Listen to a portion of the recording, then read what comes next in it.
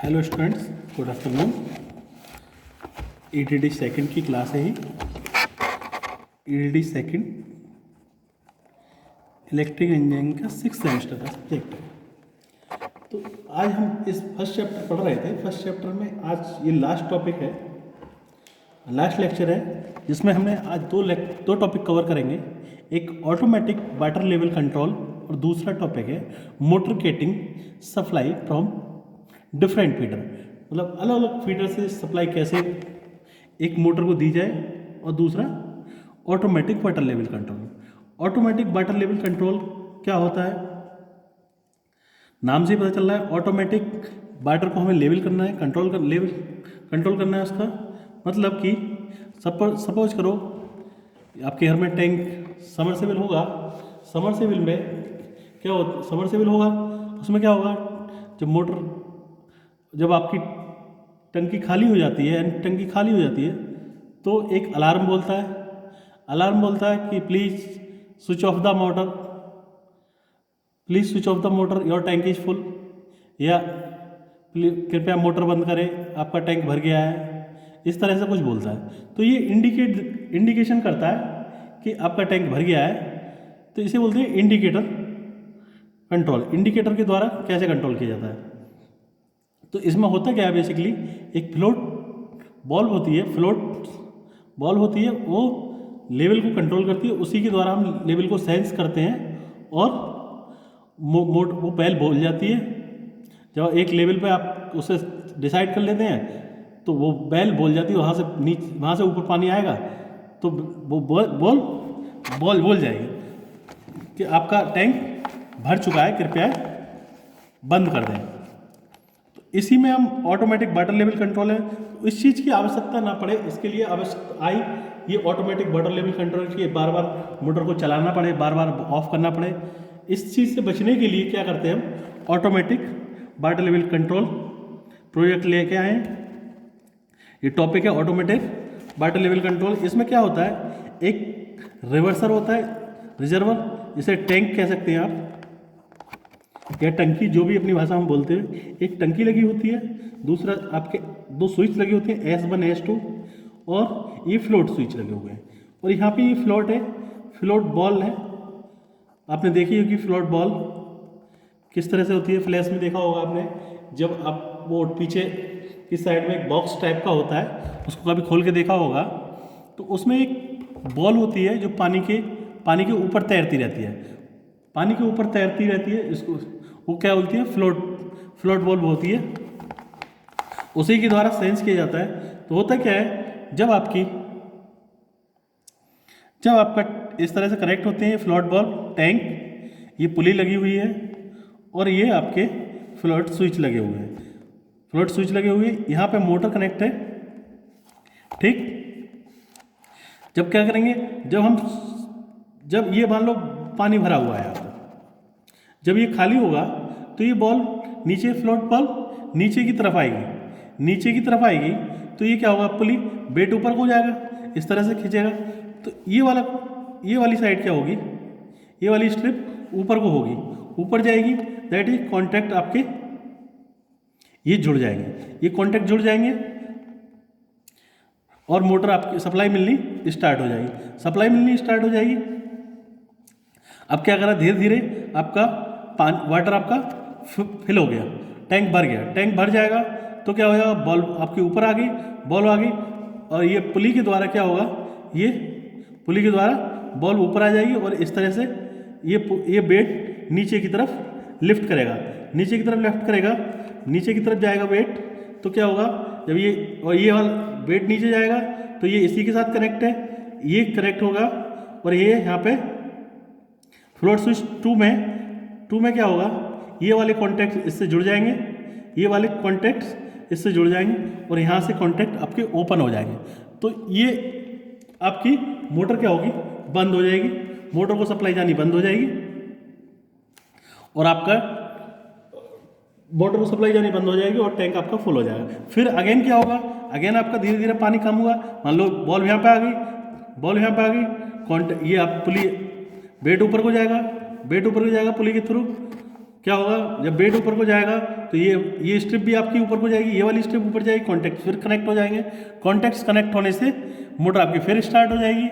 Motor start हो गई और आपकी मोटर स्टार्ट हो गई, टैंक पानी भरना स्टार्ट हो गया टैंक में। फिर वो जैसे ही आपका टैंक फुल हो जाएगा, टैंक फुल हो जाएगा, बॉल आपकी ऊपर आ जाएगी और ये वाले कॉन्टैक्ट्स, ये वाली स्ट्रिप नीचे आएगी, यहाँ से ये कॉन्टैक्ट जुड़ जाएंगे, ऊपर से डिस्कनेक्ट हो जाएंगे और आपकी मोटर बिल फिर से बंद हो जाएगी। ये था आपको ऑटोमेटिक वाटर लेवल कंट्रोल। ये प्रोजेक्ट के लिए भी बहुत अच्छा टॉपिक है, बहुत अच्छा है। और उसमें हम इंडिकेटर में क्या करते हैं, इंडिकेटर में यहाँ पे एक बल्ब लगी होती है, बल्ब लगी होती है, मान लो यहाँ पे बल्ब लगी होती है। जैसे ही आप स्विच मोटर ऑन करते हो, स्टार्टर के द्वारा उस बटन दबाया, आपने मोटर चार स्टार्ट हो गई। भूल जाते हैं हम, क्या करते हैं, सबमर्सिबल को चला के हम भूल जाते हैं, खाना, मान लो पढ़ाई में बिजी हो गए या आप टीवी देखने में, तो क्या होगा, आपकी उसको अलार्म बोलता है कि please switch off the motor, please switch off the motor, your tank is full, या कृपया मोटर बंद करें, आपका टैंक फुल हो गया है, कृपया मेहरबानी करके टैंक बंद करें। इस तरह से कुछ बोलता है अलार्म, तो आपको मोटर बंद करनी होती है। इससे सब चीज़ से बचने के लिए ऑटोमेटिक वाटर लेवल कंट्रोल है, बढ़िया टॉपिक है और एग्जाम की दृष्टि से भी अच्छा है। 5 नंबर का आना कंफर्म है, इससे 5 नंबर का आना कंफर्म है, बहुत अच्छा टॉपिक है, 5 नंबर का आ सकता है। और दूसरा टॉपिक है हमारा motor getting supply from different feeder, वो कैसे कैसे सप्लाई ली जाती है। देखो ये है, इसमें क्या क्या 3 सप्लाई दे दी आपने, आर वाई बी, एक न्यूट्रल यानी 3 फेज 4 वायर सिस्टम यूज किया आपने, 3 फेज 4 वायर सिस्टम यूज किया है, 3 फेज 4 वायर सिस्टम यूज किया है। Motor getting supply from different feeder, बहुत सारे अलग अलग फीडर्स हैं, उससे एक मोटर को सप्लाई देनी है। मान लो इस वाले फीडर पे सप्लाई नहीं आ रही है, दूसरे वाले फीडर से कनेक्ट करना है, दूसरे वाले फीडर पे आ रही है, दूसरे वाले से नहीं आ रही है, पहले वाले पे कनेक्ट कर दो। कैसे डिफरेंट फीडर से कैसे कनेक्ट करेंगे एक मोटर को, वो हमें इसमें देखेंगे। देखो इसमें 3 फेज हैं, आर बाई बी, एक फीडर आपका ई है, एक फीडर आपका फीडर 1 और फीडर 2, 2 फीडर है।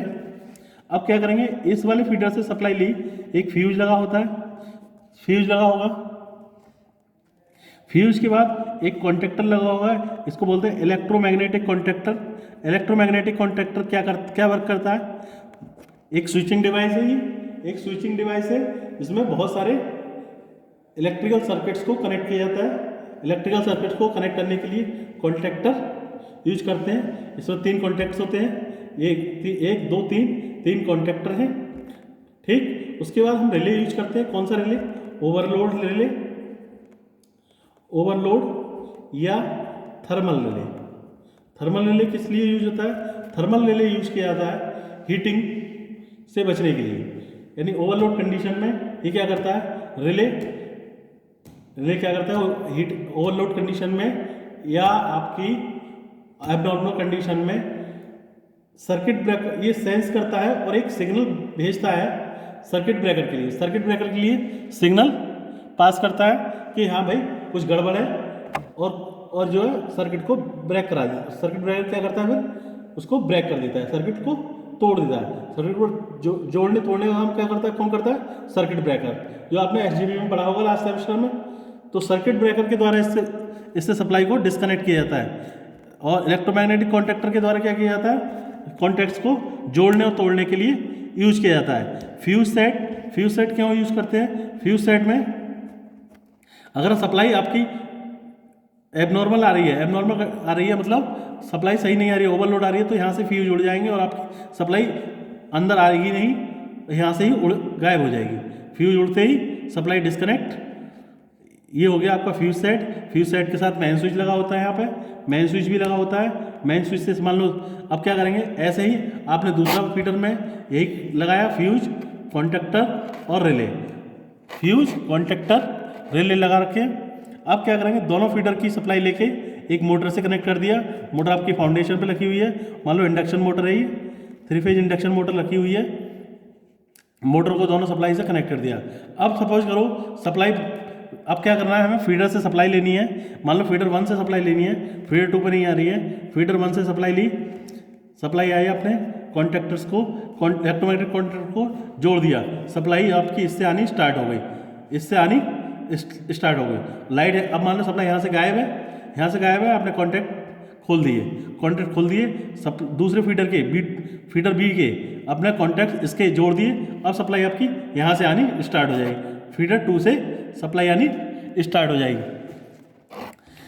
और फीडर 2 पे नहीं है सप्लाई, ये फीडर 2 पे कोई दिक्कत है, तो फिर क्या करेंगे, इसके कॉन्टैक्ट ओपन कर देंगे, फीडर 1 के कॉन्टैक्ट खोल देंगे, वो जोड़ देंगे और सप्लाई स्टार्ट हो जाएगी। 3 फेज इंडक्शन मोटर ये हुआ, different motor getting supply from different feeder. आज ये लास्ट टॉपिक था फर्स्ट चैप्टर का, आपके 2 चैप्टर फिनिश हो गए हैं, एक अर्थिंग और दूसरा आपका motor getting supply from different feeder.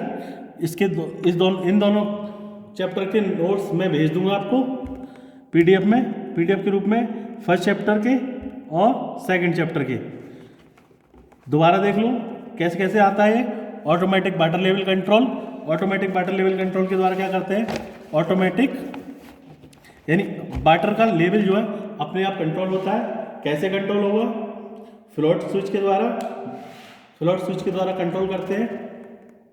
एक टैंक लगा होता है, टैंक में एक बॉल्व होती है जिसे फ्लोट बॉल्व कहते हैं, उसको पुली के थ्रू हम कनेक्ट करते हैं। ये पुली लगी हुई है और ये 2 स्विच लगे हुए हैं S1 S2, क्या होगा, और ये आपके फ्लोट स्विच लगे हुए हैं S1 S2। अब क्या होगा, जब आपकी मोटर टैंक खाली होगा तो फ्लोट स्विच आपका ये नीचे आएगा, नीचे आ जाएगा, नीचे आने से ये बेड ऊपर की तरफ जाएगा, स्ट्रिप आपकी ऊपर की तरफ जाएगी, फ्लोट S1 के फ्लोट इसके कॉन्टैक्ट जुड़ जाएंगे और आपकी मोटर को सप्लाई मिलनी स्टार्ट हो जाएगी। मोटर को सप्लाई मिलनी स्टार्ट हो गई, आपका टैंक भरने लगेगा। जैसे ही आपका टैंक 5-10 मिनट में फुल हो जाएगा, 10 मिनट 20 मिनट, फिर क्या होगा, आपका फ्लोट स्विच ऊपर की तरफ आएगा। फ्लोट स्विच ऊपर आएगा तो ये वेट नीचे की तरफ, स्ट्रिप भी नीचे की तरफ जाएगी, ऊपर के कॉन्टैक्ट ओपन हो जाएंगे, S1 के कॉन्टैक्ट ओपन हो जाएंगे, S2 के आपके कॉन्टैक्ट जुड़ जाएंगे और आपकी सप्लाई स्टार्ट हो जाएगी, डिस्कनेक्ट हो जाएगी। मोटर में सप्लाई आनी बंद हो जाएगी और आपका टैंक भर जाएगा और मोटर बंद हो गई। ठीक है ना, ये तो था आपका ऑटोमेटिक वाटर लेवल कंट्रोल।